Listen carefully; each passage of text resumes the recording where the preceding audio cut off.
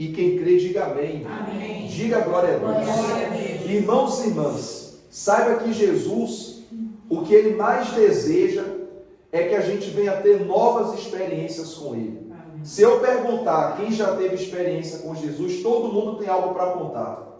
Mas eu quero que você tenha outras. Quem quer ter outras? Amém. Eu quero. Outras e ainda maiores e sobrenaturais.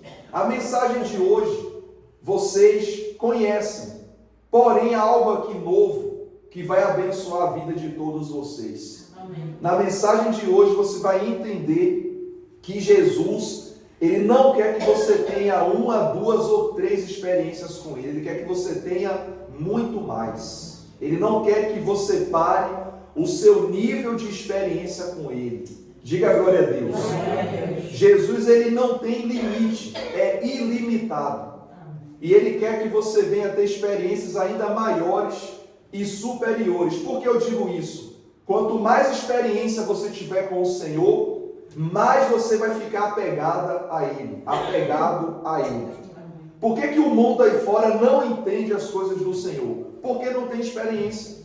A experiência do povo aí fora é a experiência com o sofrimento, com o mundo, com os vícios, com as brigas, com as confusões, com as coisas materiais desse mundo. O povo de Deus tem experiência com as coisas de Deus. Por isso que Jesus, nesse momento que a gente vai ler a mensagem, Ele quis aumentar o nível de experiência dos discípulos. E eu creio que Ele vai fazer o mesmo com você a partir de hoje. Amém? Vamos ler a palavra? Mateus 17, versículo 1. Diz assim, 6 dias depois, tomou Jesus consigo a Pedro e aos irmãos Tiago e João e os levou em particular a um alto monte. Então olha para mim, aqui começa o mistério de Jesus. Você sabe que Jesus sempre curava, libertava, pregava, viajava, levava a palavra, as boas novas com todos os discípulos. Só que nesse momento Jesus estava se preparando para ir para a cruz. Ele estava se organizando mentalmente, emocionalmente e espiritualmente para ir para a cruz. Não esqueçam que Jesus, embora era Deus encarnado, mas ele tinha sentimentos como a gente. Tinha fome, tinha frio, tinha sono, chorava, ria, como a gente. A diferença é que tinha o poder divino dentro dele, e tem ainda. Mas ele estava como nós aqui na terra, então ele se compadecia. E ele sabia que a hora dele estava chegando. Deus é tão bom comigo e com você, que Ele não deixa a gente saber quando será a nossa hora. Ninguém aqui sabe. Você sabe qual é a sua hora? Você sabe mais ou menos a hora de ir para o trabalho, a hora da consulta, a hora do culto, a hora de viajar, você sabe, porque nós estamos programados nesse mundo. Tudo aqui é feito com hora. A hora do avião, a hora do metro, a hora do Uber, a hora da comida, tudo é programado aqui. Não dá para fugir disso. É verdade ou não é? Sim. E a hora de partir? Alguém sabe? Nem vai saber. E nem tem ideia como será. Ainda tem esse pormenor. Deus, Ele vetou isso da gente. Por que Ele fez isso? Porque o mundo já é um caos. Se as pessoas soubessem a hora de ir, quem é mau iria acabar com muita coisa. Ia destruir o mundo inteiro praticamente. Mas ninguém sabe. Mas Jesus, no caso, ele sabia a hora dele. Olha aí. Olha a estrutura que ele tinha que ter para aguentar. Quem percebe o pastor agora? Então ele, refletindo, ele decidiu levar 3 discípulos para viver uma experiência. Quantos discípulos Jesus tinha ao todo? Tinha 12. Mas ele só escolheu quantos? 3. Por que escolheu esses 3? Porque havia algo nos 3 que não havia nos outros. A minha oração é que haja algo em você que não há nos outros. Isso vai depender de você e de mim. Eu quero que haja em mim o que não há nos outros também. E que haja em você o que não há nos outros. E se houver algo na gente que é diferente dos outros, Jesus vai nos dar experiências mais fortes. Diga glória a Deus.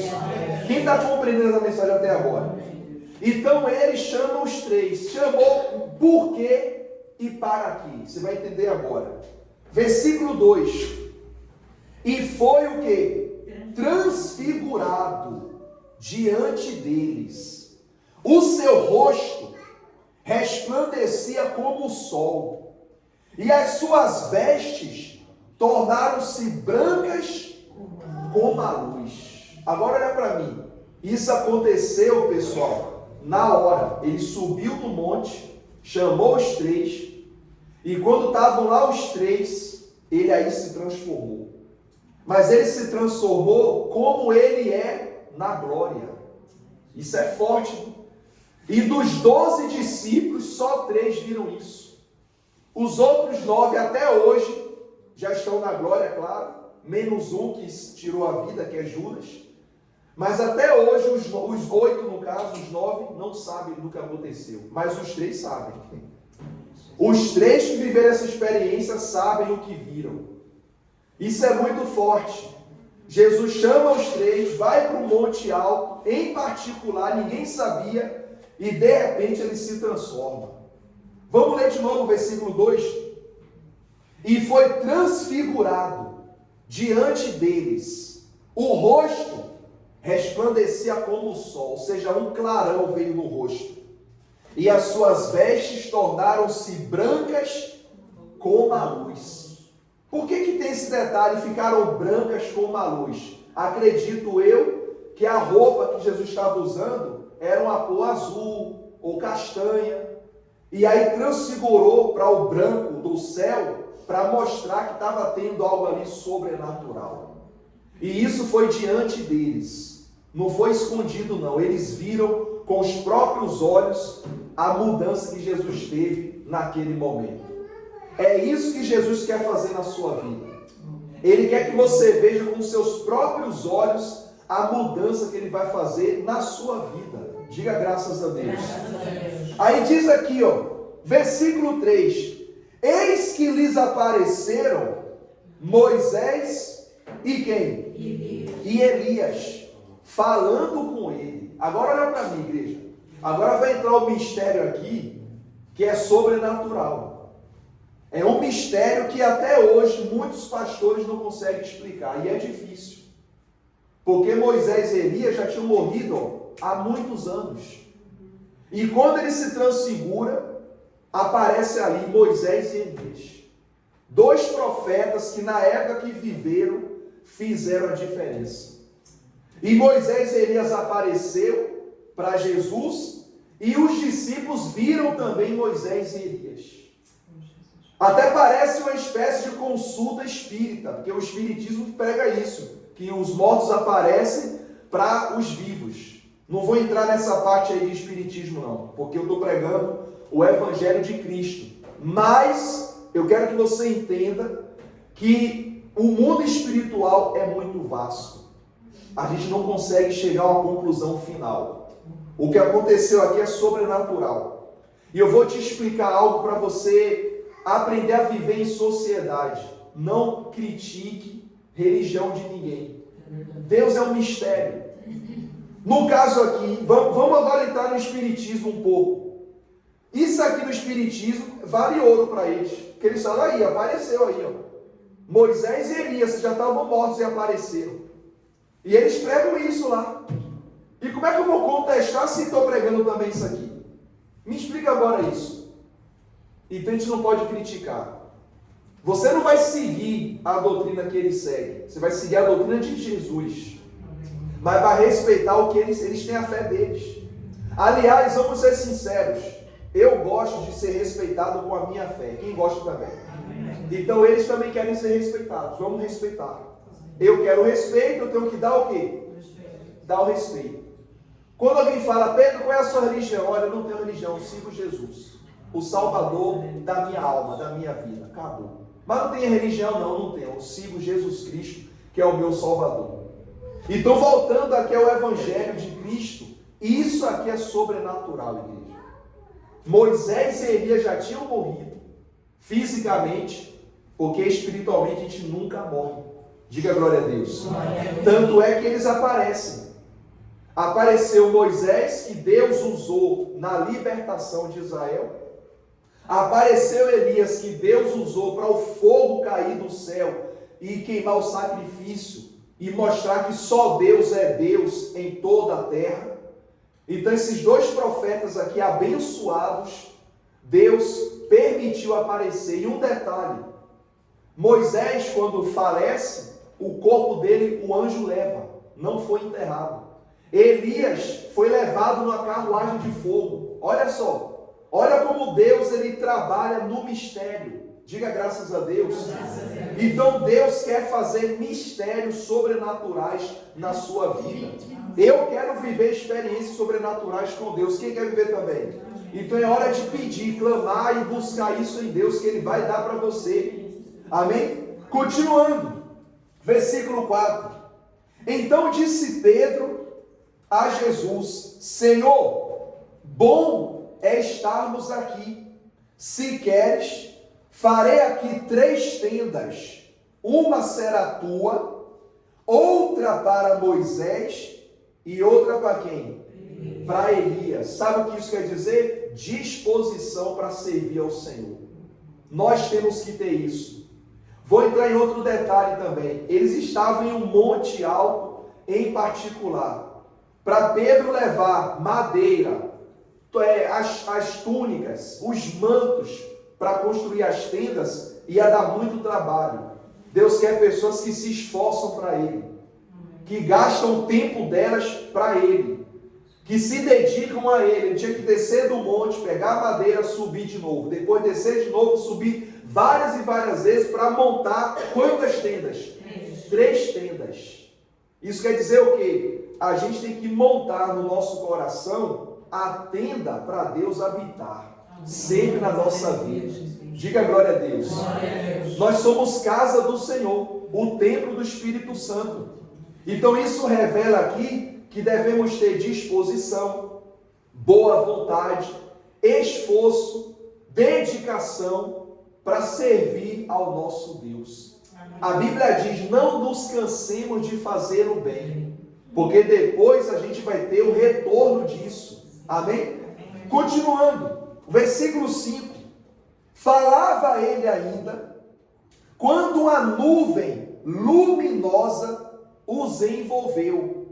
E eis vindo da nuvem uma voz que dizia: esse é o meu filho amado, em quem tenho prazer, ouçam a ele. Aí já é Deus falando. Por que Deus ele fez isso tudo naquela madrugada?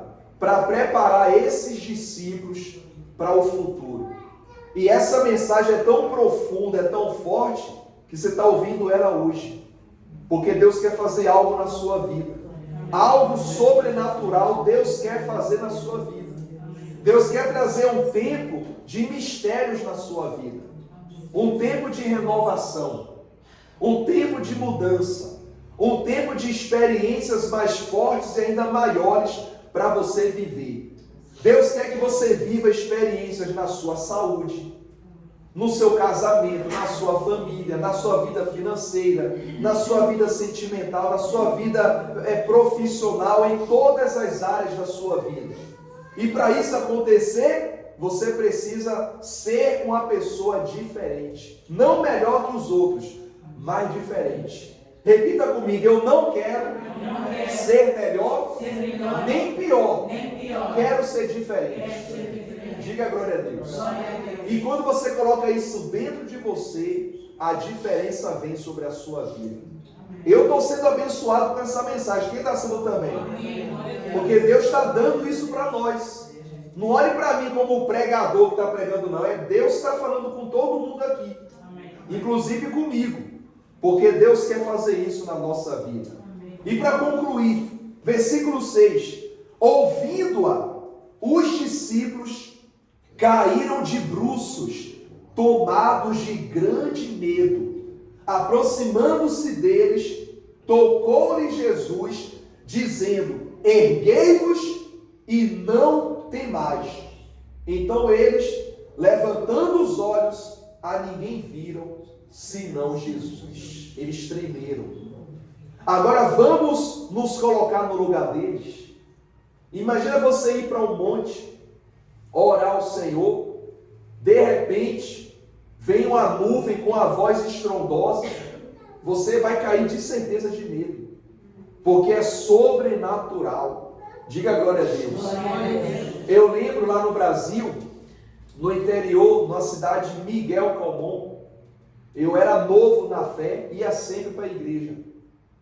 E o bispo da igreja, graças a Deus ele ainda está vivo, o bispo Souza, ia sempre para o monte, convidava eu e todo mundo.